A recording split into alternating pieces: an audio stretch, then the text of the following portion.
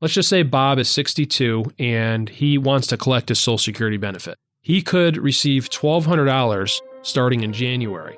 So if he continues to work and earns $30,000 in 2022, that would put him $10,400 over the earnings limit of $19,560. Are you ready for a successful retirement?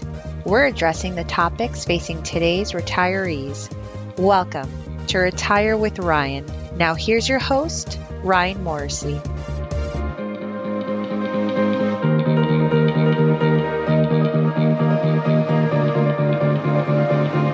Welcome back.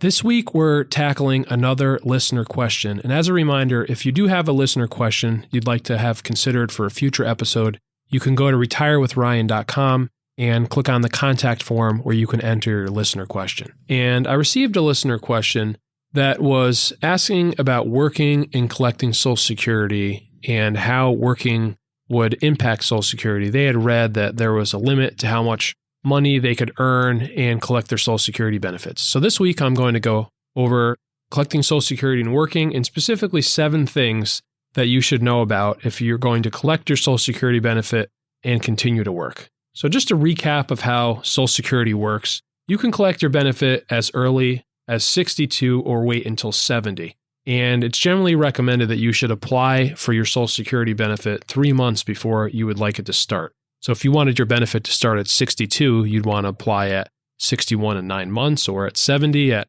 69 and 9 months. And I should also say that I have recorded a number of other episodes on Social Security, and I generally believe that for most people, you should be waiting at least until your full retirement and possibly even until 70, especially if you're married and you're the higher earning spouse. But there are certain situations where it can make sense to collect your benefit early, and you may still be working if you're doing that. And to learn more about Social Security, as far as when to collect and when not to collect, I would check out episode 4 that I have, which is to collect Social Security now or wait, and I'll put a link to that episode in the show notes. So point number 2 is that, as I mentioned earlier, there is a limit to how much you can earn if you collect your Social Security benefit early, which means between 62 and the month that you reach your full retirement. And there are 2 limits that apply. One is between 62 and the year you will reach your full retirement. And the 2021 earnings limit is $18,960. And I'm recording this episode in December, and we already know what the earnings limit for 2022 will be, and that's $19,560. So for every $2 that you earn over that earnings limit, your benefit is withheld by $1, essentially a 50% reduction. And the second threshold is in the year that you reach full retirement. For 2021, that number is $50,520.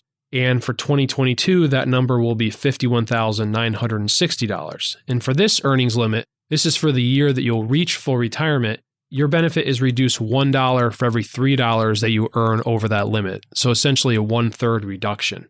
And there is a nice thing to know that there is no limit to how much you can earn once you reach your full retirement age. So starting in that month, you could earn any amount you like and collect your full Social Security benefit. There is no reduction. And those earnings limits that I mentioned earlier, those are adjusted for inflation, but in an earlier episode that I talked about, there was a 6% cost of living adjustment for Social Security for recipients next year. However, if you do the math on these numbers, they were only increased about 3%. So it doesn't always match with the Social Security cost of living adjustment. So point number 3 is to explain how these work. So let's go through an example with Bob. Let's just say Bob is 62 and he wants to collect his Social Security benefit. He could receive $1,200 starting in January. So if he continues to work and earns $30,000 in 2022, that would put him $10,400 over the earnings limit of $19,560. And as I said earlier, it's a 2-for-1 reduction. So if you take half of the amount that he earns over the earnings cap, the $10,400 would be $5,220. That's how much of his benefits would be withheld. If Bob earned $40,000 instead of $30,000, then he would be $20,440 over the earnings limit. So then $10,220 of his benefit would be withheld.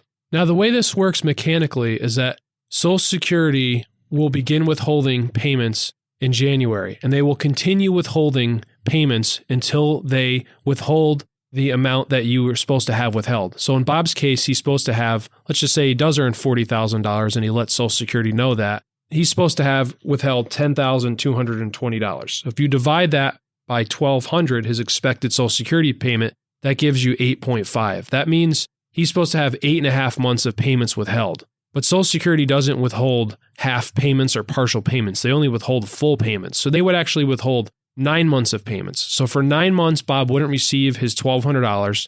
For the final 3 months of the year, he would receive his 3 $1,200 payments. And then beginning January 1, the following year, any money they owe him, in this case, roughly 1/2 of 1 month's payment, they would pay him back in January. Let's just look at one other example of someone who is going to be reaching their full retirement age and how that withholding would work. Let's just say Karen is 65 and her full retirement is 66 in 2 months, and her benefit will be $1,800, and her birthday is February 5th of 2022. So she'll reach her full retirement in June of next year, and she's considering collecting her benefit also beginning January of next year. Since she'll reach her full retirement, again, next year, she's limited to $51,960. And let's just say her current job pays her $65,000. So in the 5 months before she reaches her full retirement, she'd have to earn more than $51,960 in those 5 months to have any benefits withheld. Well, in this case, that won't happen. If you divide her monthly or her annual income by 12 to come out with a monthly amount, for those 5 months, she'd only earn about $27,000. But let's just say her birthday was in July, meaning that she would not reach her full retirement until November, and she earned that same annual $65,000. Well, she'd actually earn through the month before she turned 66 in 4 months, which would be in October, she'd earn $54,166. So she'd have an overage of $2,200. And if you take 1/3 of that, that's about $735. So that's the amount that she would have withheld for next year. So she also would get that money back the following January. And then after that, because she's reached full retirement, there would be no more withholding. So Social Security does have a calculator, which I'll put a link to in the show notes, where you can put in your date of birth, your expected earnings, and your expected Social Security benefit, and it'll tell you how much of your benefit is estimated to be withheld. This brings me to point number 4, and that is what income counts towards any Social Security withholding. And that is only earned income. Investment income, pension income, other passive income that you could be receiving in retirement will not count. If you work for someone else, only your wages count. And if you're self-employed, then only the net earnings from self-employment count.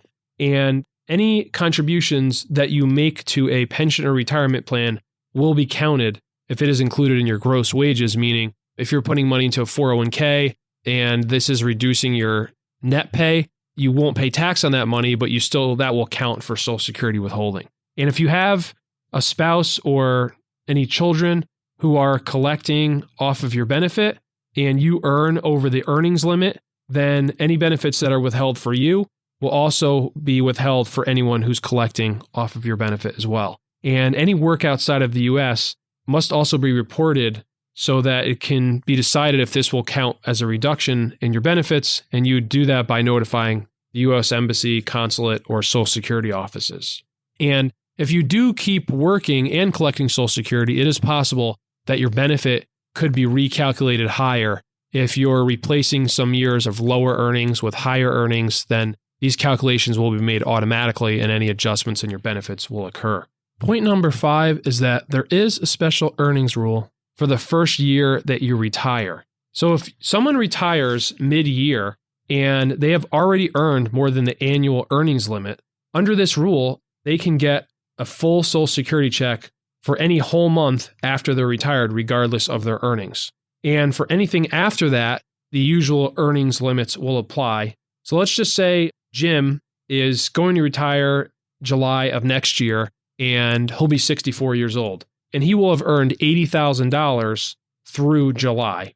And he's eligible for $1,600 a month at 64 of Social Security benefits. he would be able to collect his full $1,600 per month from July until December. So for each month, he'd receive $1,600, even though he's retiring early. And normally that would mean that the earnings limit would apply under the year he reaches full retirement, which is $19,560. But because this is his first year of retirement, that wouldn't apply. That number would only apply if he continued to work, then he'd be limited to earning going over that amount. Point number 6 is, should you report any changes in your income to Social Security? And the short answer is yes. Social Security is basing any withholding, if you're collecting your benefits early, from what you tell them you're going to earn.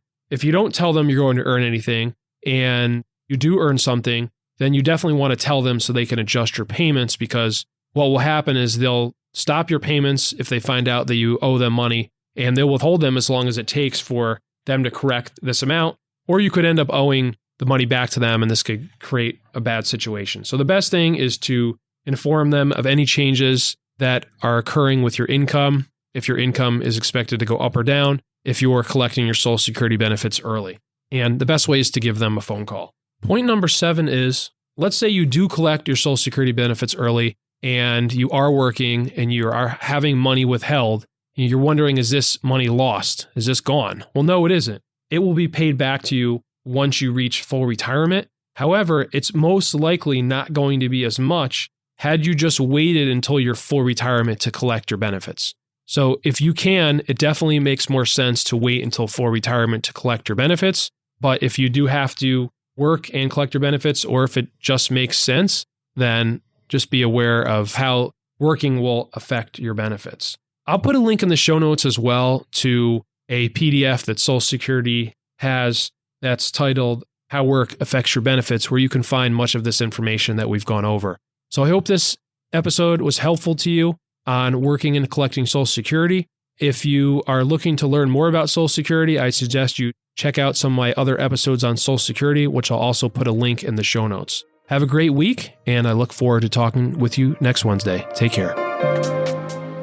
You should consult a financial advisor familiar with your specific circumstances before you make any financial decisions. Nothing in this broadcast constitutes a solicitation for the sale or purchase of any securities. Any mention of rates of return are historical or hypothetical in nature and are not a guarantee of future returns. Ryan Morrissey, CFP, is an investment advisor representative of Morrissey Wealth Management, LLC, a registered investment advisor.